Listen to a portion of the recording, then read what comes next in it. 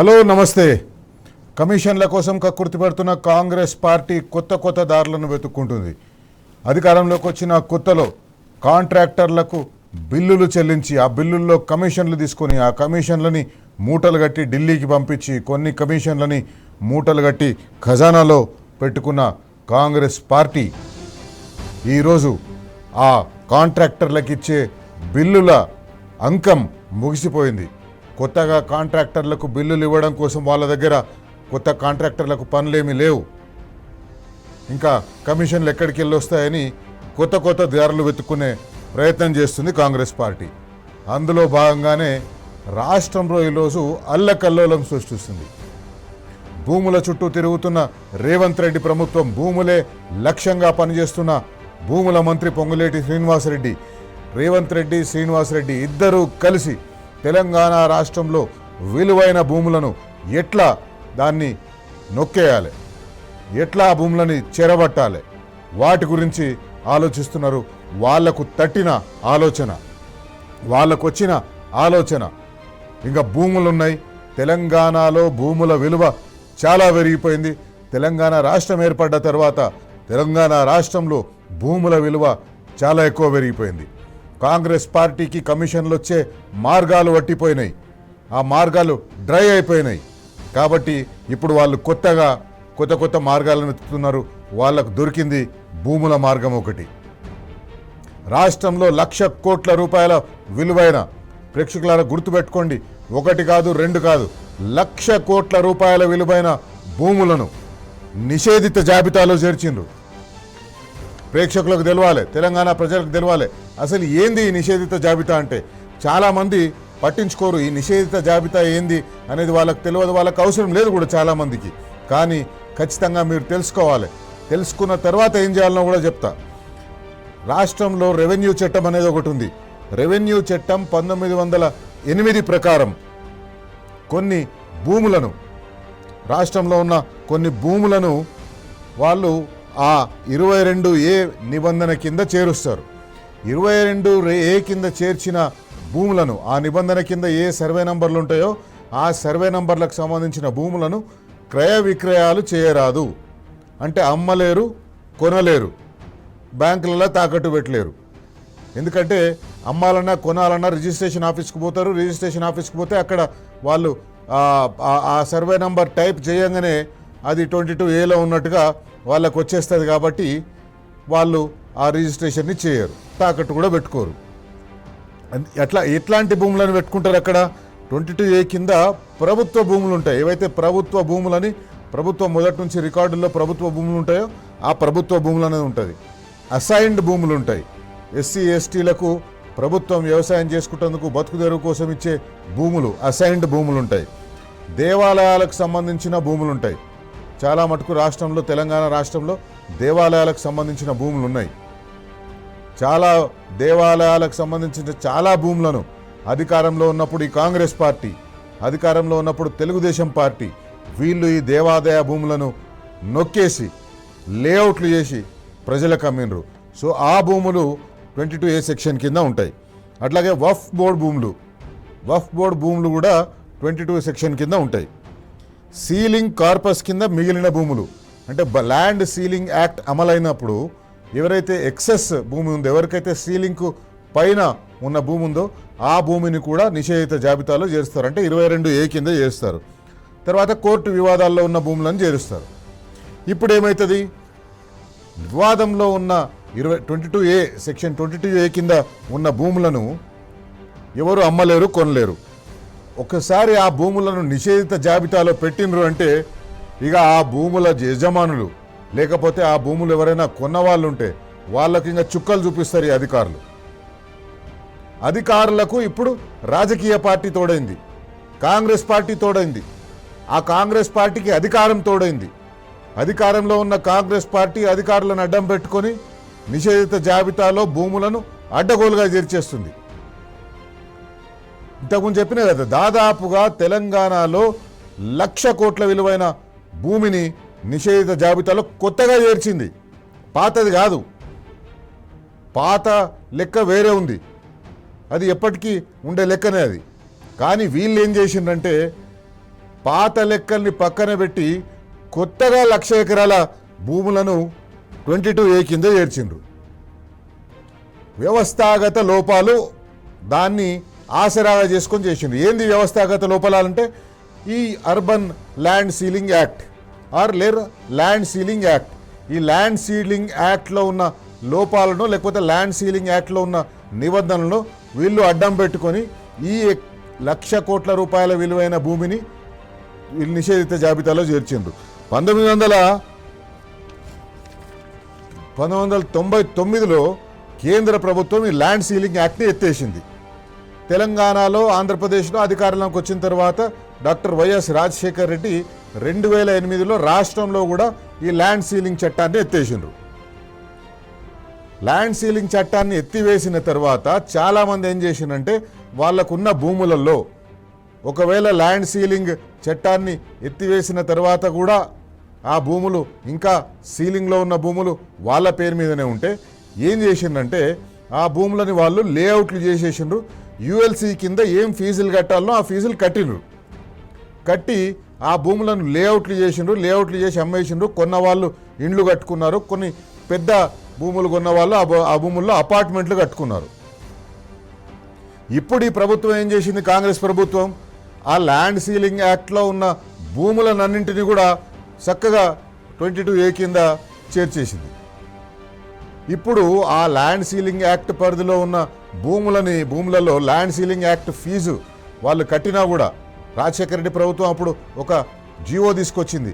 ఆ జియో ప్రకారం ఈ ల్యాండ్ సీలింగ్ యాక్ట్లో ఉన్న భూములను మీరు ఇంత ఫీజు కట్టి మీరు ఆ భూములను సొంతం చేసుకోవచ్చు, ఆ భూములను మీ పేరు మీద పెట్టుకోవచ్చు అని చెప్పింది. చాలామంది అప్పటికి ఆ భూములని ల్యాండ్ సీలింగ్ యాక్ట్ కింద ఎన్ని పైసలు కట్టాలనో ఆ పైసలు కట్టి ఆ భూములను తీసుకున్నారు. కానీ ఇప్పుడు ఈ ప్రభుత్వం ఏం చేస్తుంది, ఆ భూములను కూడా 22A కింద చేర్చింది. అందుకే హైదరాబాద్, సంగారెడ్డి, రంగారెడ్డి, మేడ్చల్, మల్కాజ్గిరి ఈ 4 జిల్లాల్లో దాదాపు 1,00,000 కోటి ఎకరాలు దాదాపు 1 కోటి ఎకరాల భూములను నిషేధిత జాబితాలో చేర్చింది. రాష్ట్రంలో చాలామంది ప్రజలు ఈ 4 జిల్లాల్లో ఉండే ప్రజలు, పక్క జిల్లాల్లో ఇంకా ఉండే ప్రజలు ఎక్కడైతే భూముల విలువ ఎక్కువ ఉందో ఆ భూముల మీదనే కాంగ్రెస్ పార్టీ కన్నేసింది. ఆ భూముల విలువ ఎక్కువ ఉన్న ప్రాంతాల్లో ఆ భూములన్నింటినీ నిషేధిత జాబితాలో పెట్టింది. నిషేధిత జాబితాలో ఈ యుఎల్సి ప్రభుత్వ భూములు వాళ్ళు హక్కు సాధించుకున్న భూములనే కాకుండా ప్రైవేట్ భూములను కూడా పెట్టేసింది. ఆ ప్రైవేట్ భూములను కూడా పెట్టడం వల్ల ఏమవుతుంది, మొత్తం లావాదేవీలు నిలిచిపోయినాయి. రాష్ట్రంలో రియల్ ఎస్టేట్ రంగం ఆల్రెడీ అట్టడుగు స్థాయికి పడిపోయినది. అట్టడుగు స్థాయికి పడిపోయిన ఈ రియల్ ఎస్టేట్ రంగాన్ని ఇప్పుడు ఈ 22A నిషేధిత జాబితా అనేది మళ్ళొక కుదుపు కుదిపింది. అది ఇంకా అగాధంలోకి పడిపోయింది. ఈరోజు హైదరాబాద్ చుట్టుపక్కల ప్రాంతాల్లో ఉండేవాళ్ళు, మేడ్చల్ మల్కాజ్గిరి జిల్లాలో ఉండే వాళ్ళు, రంగారెడ్డి జిల్లాలో ఉండేవాళ్ళు, సంగారెడ్డి జిల్లాలో ఉండేవాళ్ళు, హైదరాబాద్ జిల్లాలో ఉండేవాళ్ళు ప్రతి ఒక్కరు కూడా పోయి భూభారతి పోర్టల్కి పోయి ఆ భూమి మాది ఉందా లేదా అనేది తెలుస్తలేదు. నిషేధిత జాబితాలో ఏ భూములు ఉన్నాయో అవి మనకు తెలిసే అవకాశం లేదు. ఎందుకంటే ఆ నిషేధిత జాబితాలో ఉన్న భూములను వీళ్ళు ఆన్లైన్లో పెట్టలేదు. ఎవరికి వాళ్ళు పోతున్నారు, రిజిస్ట్రేషన్ ఆఫీస్కు పోతున్నారు.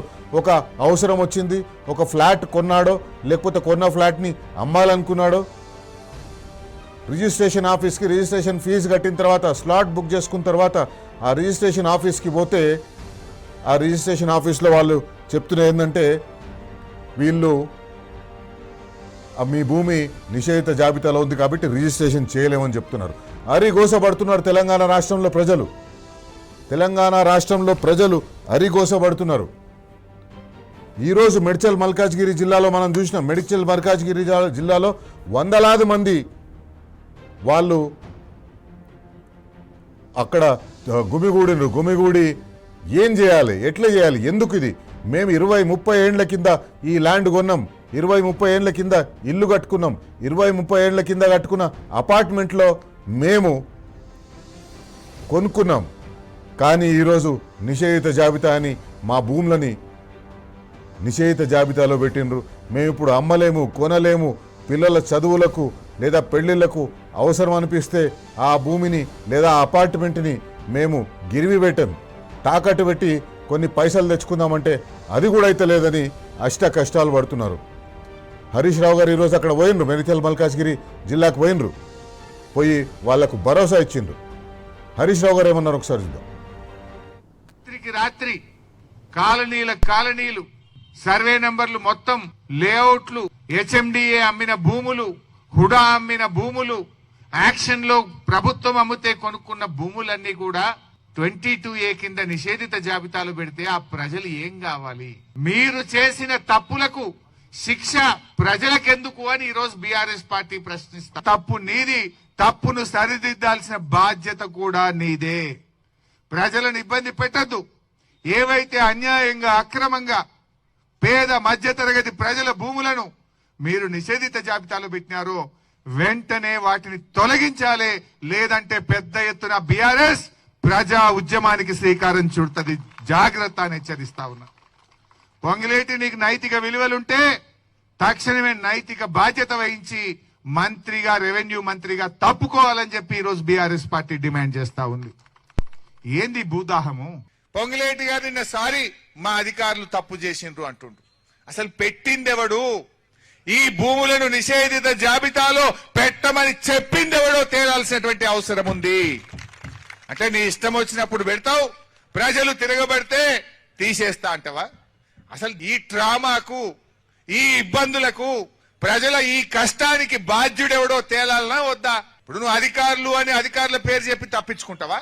పొంగిలేటి చెప్తేనే అధికారులు పెట్టినారు.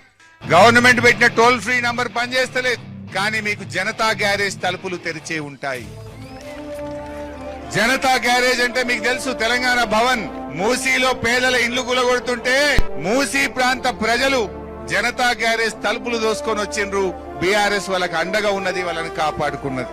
నేను ఈ మల్కాజ్గిరి నుంచి కూడా రంగారెడ్డి, మేడ్చల్, హైదరాబాద్ రాష్ట్ర ప్రజలకు నేను భరోసా ఇస్తా ఉన్నా. అధైర్యపడకండి, మీకోసం జనతా గ్యారేజ్ తలుపులు తెరిచే ఉన్నాయి. ఎవరైనా రావచ్చు. ఎవరికి ఇబ్బంది కలిగినా, ఎవడు మిమ్మల్ని పర్సెంటేజ్ అడిగినా, ఎవడు మిమ్మల్ని భయపెట్టినా, మీ ప్లాట్ ఎవడు కబ్జా పెట్టినా జనతా గ్యారేజ్ మీకోసం రెడీగా ఉన్నది. రండి, మీకు అండగా బీఆర్ఎస్ పార్టీ ఉంటుంది. దాదాపు సంవత్సరం నుంచి ఈ తతంగం నడుస్తుంది.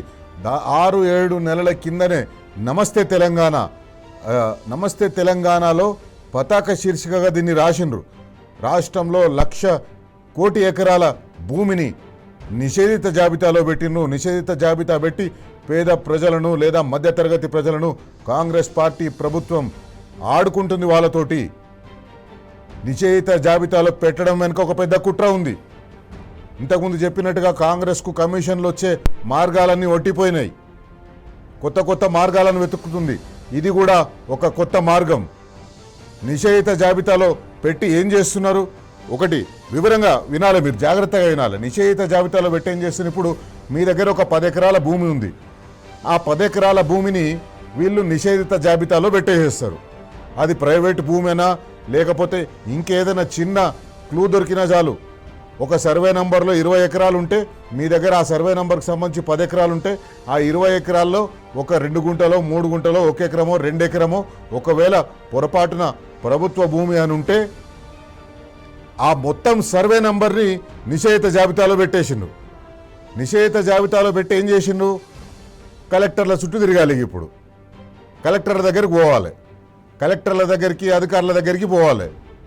అధికారుల దగ్గరికి వీళ్ళు తిరుగుతుంటే అక్కడ ఉండే బ్రోకర్లు, కాంగ్రెస్ పార్టీ బ్రోకర్లు, కాంగ్రెస్ పార్టీ నాయకులకు సంబంధించిన వ్యక్తులు, పొంగులేటి శ్రీనివాసరెడ్డికి సంబంధించిన వ్యక్తులు, వాళ్ళు ఆ అధికారులను కలుస్తేందుకు పోయిన భూ యజమానులను మభ్యపెట్టి మాయమాటలు చెప్పి మీరు ఇంకా ఎన్నేండ్లైనా ఇట్లనే తిరుగుతూ ఉండాలి, మీ భూమి నిషేధిత జాబితాల నుంచి పోదు, మీరు 30% ఇస్తే మేము నిషేధిత జాబితాల నుంచి తీసేస్తామంటే మీ దగ్గర 7 ఎకరాలు ఉంటే 3 ఎకరాలు మాకు ఇచ్చేయండి, 3 ఎకరాలు మాకు ఇచ్చేస్తే మీ భూమిని నిషేధిత జాబితాలో పోతుంది, మీ 7 ఎకరాల్లో మీకు కావాల్సింది ఏమైనా చేసుకోవచ్చని వాళ్ళని చెప్తున్నారు.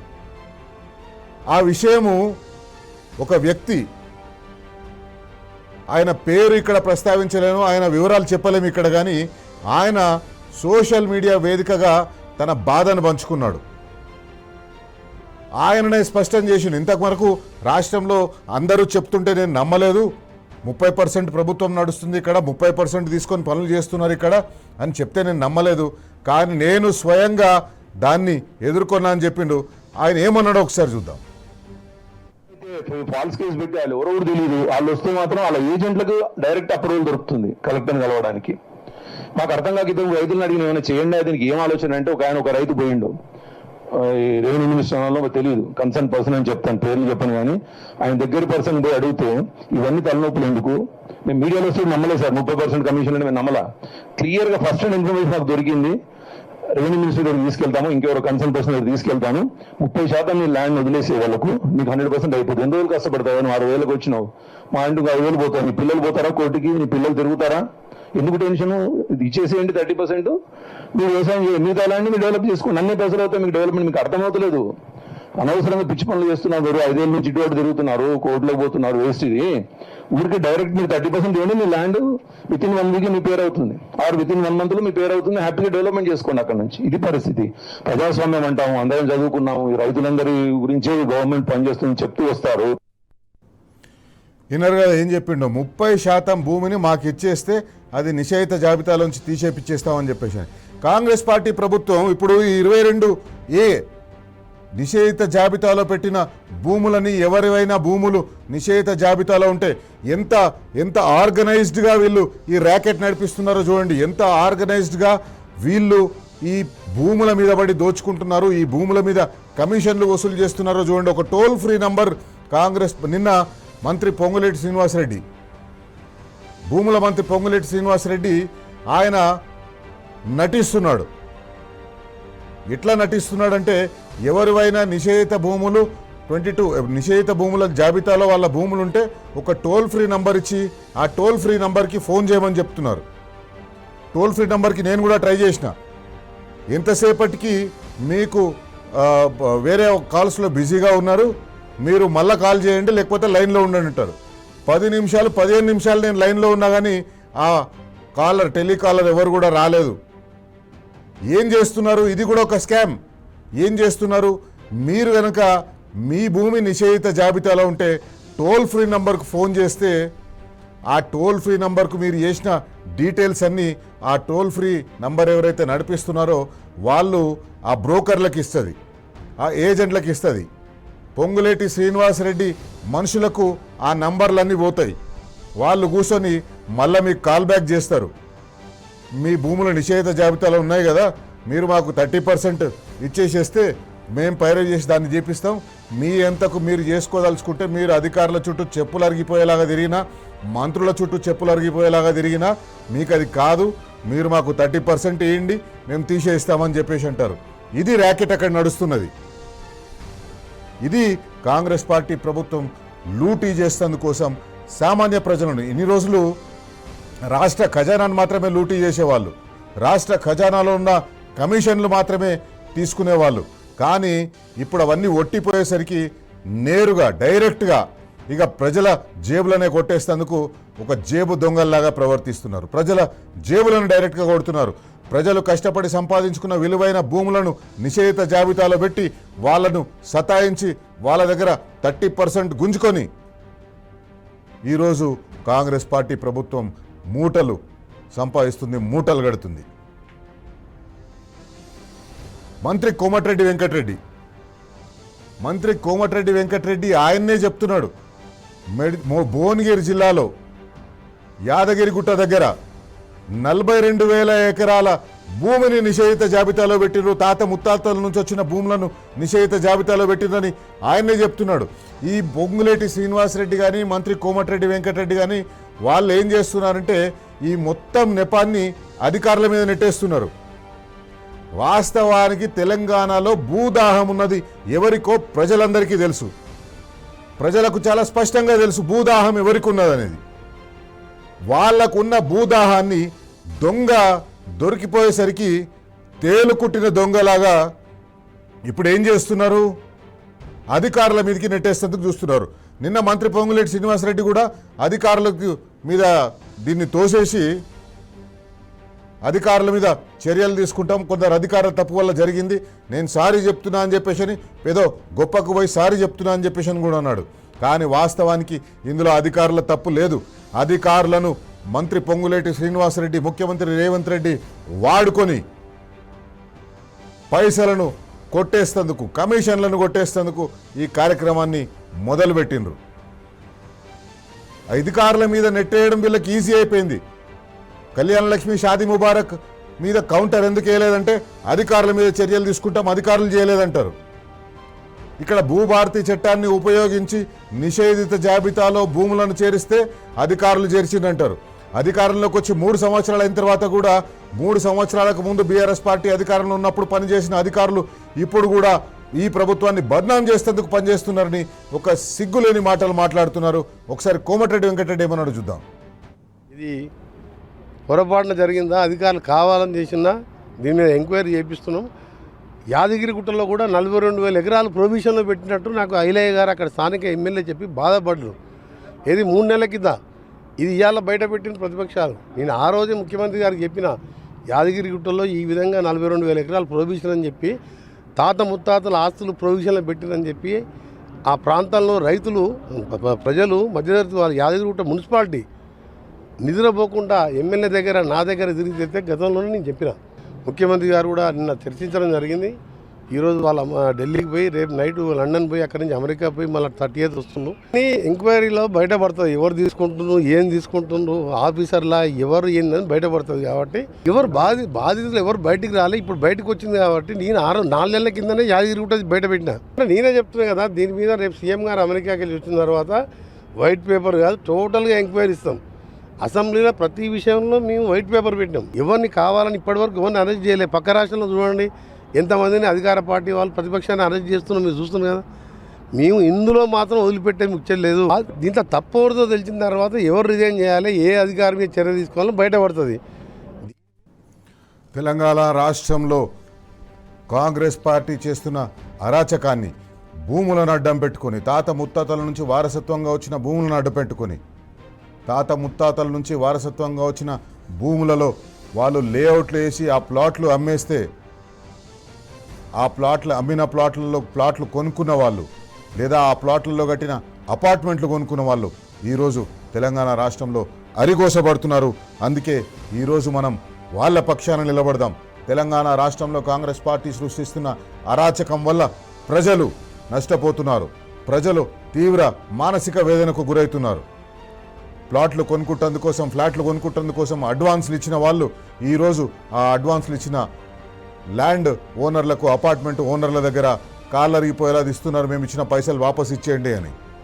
అందుకే బరాబర్ అడుగుదాం ఈరోజు కాంగ్రెస్ పార్టీ ప్రభుత్వాన్ని, ముఖ్యమంత్రి రేవంత్ రెడ్డిని, పొంగులేటి శ్రీనివాసరెడ్డిని, ఈ కాంగ్రెస్ పార్టీ నాయకులందరినూ నిలదీసి అడుగుదాం, బరాబర్ అడుగుదాం.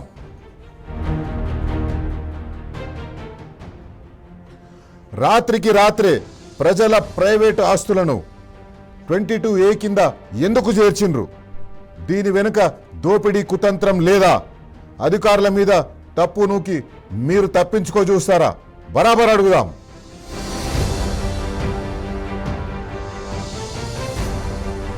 ప్రజలను, బాధితులను మార్చి పనిచేయని టోల్ ఫ్రీ నంబర్లను ఎందుకు ఇచ్చిండ్రు?